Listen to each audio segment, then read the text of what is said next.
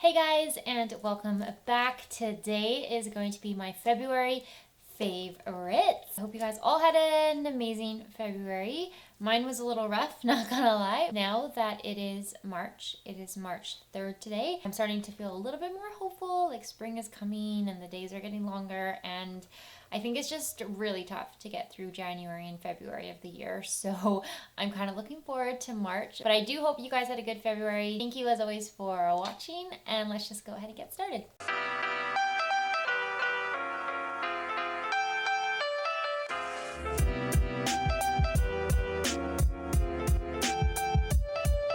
I realized that the last video I probably filmed and posted was Foundation February, or part of Foundation February. I did like a condensed version this year. I ended up doing only about 5 videos, I think. Usually I do the whole month of February, so like 12 videos throughout the month on foundations, but I kind of condensed it this year. I do hope you guys enjoyed that series. But yeah, let's just jump into my February favorites. Oh, by the way, new sweater alert. I made this one for Valentine's Day.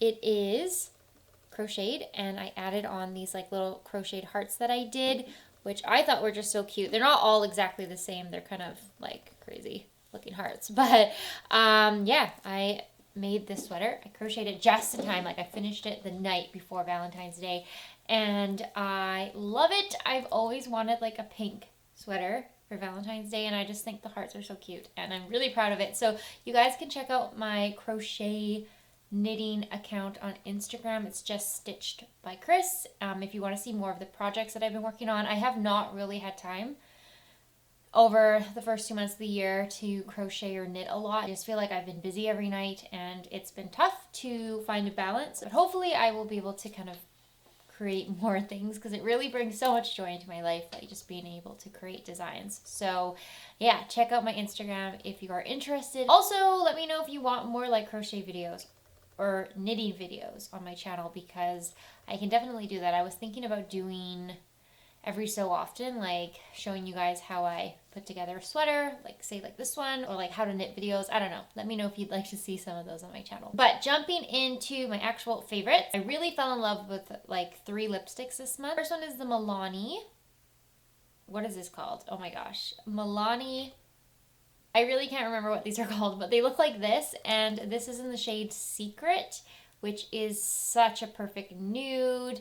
If you guys have a similar skin tone to me, you're gonna love this shade. It's just such a perfect pinky nude. It's the right balance of neutral and pink, and I just love it. It's so stunning. I wish I could remember what these are called, but they have a nude line and they also have a non-nude line. So I believe Secret is from like the nude. Color Fetish, that's what they're called. I think this is from the nude Color Fetish line, and I love it. I love Secret. It's just stunning, and I keep wearing it. So I didn't wear it in this video because I feel like I've been wearing it very often, and I was like, I gotta take a break. Then I also loved the Revlon Shine lipstick. I think they're called the Glass Shine lipstick in the shade Beaming Strawberry. Another favorite this month. It is so comfortable to wear.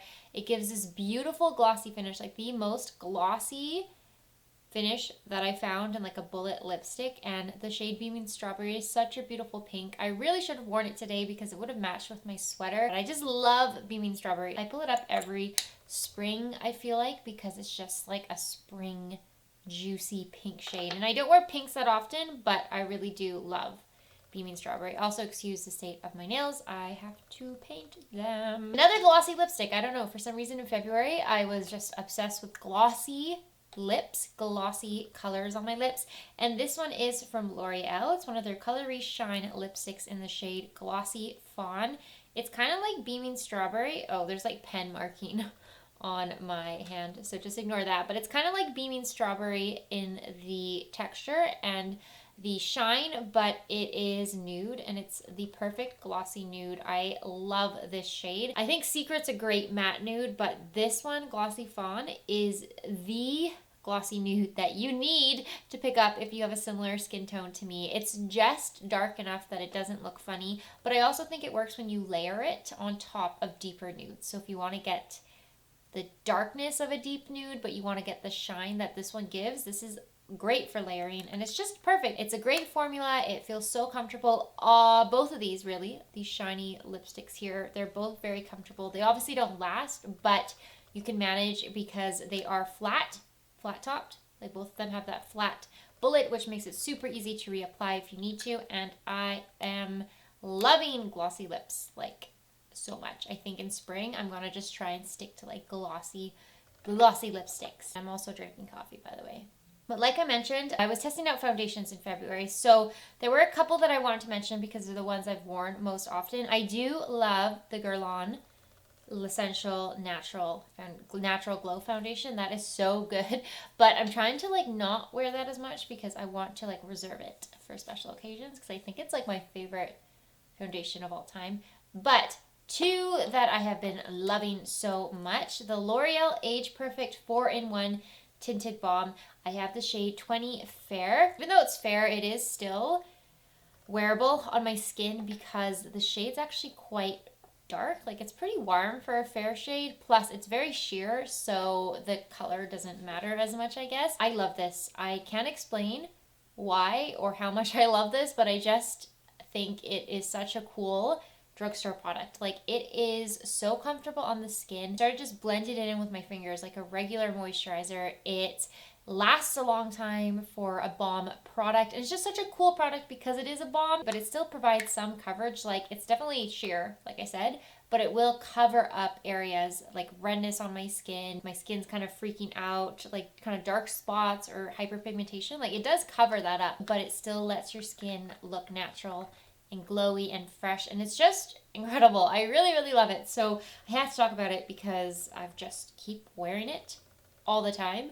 Like, I bring this one with me when I stay over at my parents like almost every weekend, and this is what I throw into my bag because it is like portable, travel friendly, and it's just so easy. It's just a moisturizer basically that you can slap on that's gonna have some tint to it. The other one is also a L'Oreal product that I've been loving so much, and it's the L'Oreal True Match Nude Hyaluronic Tinted Moisturizer, and I have the shade 2-3 Light. It is light, but like, it's labeled light, but like I mentioned before, L'Oreal tends to be a bit darker, so if you have a medium olive skin tone like I do, I think this shade is going to work for you, and it's just so good. I really love this. I want to get it in like a deeper shade that I can wear in the summertime because I feel like it's a product that will work in the summer. The only thing I don't like about it is the applicator because it is very goopy and sloppy. I'm not a big fan of that. Actual product is incredible. It's very long wearing on me. I was super impressed. Like, I've worn it for longer than I did in my initial wear test, and it lasts really nicely on my skin. It looks very natural, but it has pretty good coverage considering. Like, I'd say it's a light coverage. You can probably build it up a bit, but I definitely get about a light coverage out of it, and it still looks natural on my skin. It doesn't look heavy, it doesn't look cakey. It's just so good. I have really been loving these two products, and I tend to really like L'Oreal as a foundation brand. I feel like any of their base products just work really well for me. Like, I love their concealer, their Age Perfect concealer. Almost really all of their Age Perfect line is incredible. And they just have good products. So somebody actually said in the comments, could you do a video on all of the L'Oreal foundations that you own? And I could definitely do that. I think I will actually. But then I started thinking, what if I did that for like every brand, like drugstore brand? What if I just tried out all of their foundation products? Like, would that be helpful to you guys? And I was also thinking, what if I did a brand slam week on L'Oreal? I haven't done a brand slam week in forever. I think it's been over a year. The last one I did, I think, was ColourPop, and the one before that was e.l.f. So I could do L'Oreal. Let me know if you want a brand slam week on L'Oreal or a different company or different brand. Let me know if you want like a lipstick week. I'm just trying to find ideas for what I can film in March, April. Or just let me know if you want that video on all the L'Oreal foundations, like my ranking of their base products from best to worst, or everything that I've tried.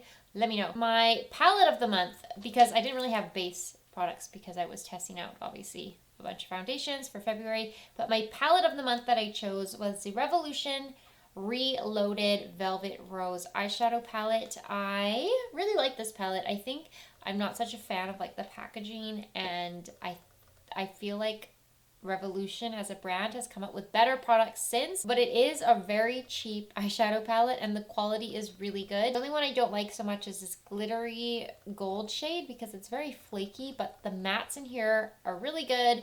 The shimmer metallic-y shades are good as well, and it's just a nice, easy to use palette. And those are, I think, yep, those are all of my makeup products for this month. I just wanted to talk quickly about the books that I read. So the first book that I read, I don't have it because I had to return it to the library, but it was All the Light We Cannot See by Anthony Doerr, something like that. I'll put the picture up here or here somewhere on the screen. That book was so sad. I haven't read a book on the war, I think, in a long time. Based on World War II, it follows the lives of a young French girl and a young German boy. It takes you through their journeys growing up in the war and then how their lives kind of converge. It's hard enough to watch war movies, but it's also hard to read books that are based on the war. And now I'm like taking a break because I wanted to read The Nightingale by Kristen Hanna, but I'm gonna like pause on that and read some other books first because I don't think I can do like 2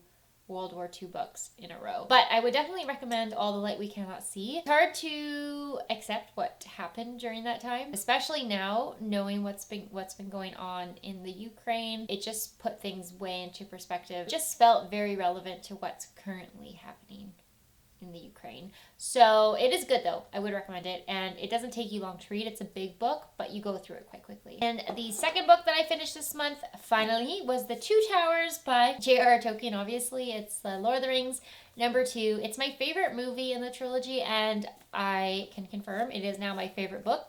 I obviously haven't read Return of the King yet. I'm reading that next, but I kind of knew Two Towers would be my favorite. I don't know, it was just such a nice read. Like, I felt so relaxed in the morning when I would read this one. I liked it way more than The Fellowship. The Fellowship, sometimes I find it's like a little bit boring to get through when you're reading. I love the movie, obviously, but I found like reading it wasn't as exciting, whereas The Two Towers was good the whole way through. Now I'm going to move on to read Return of the King.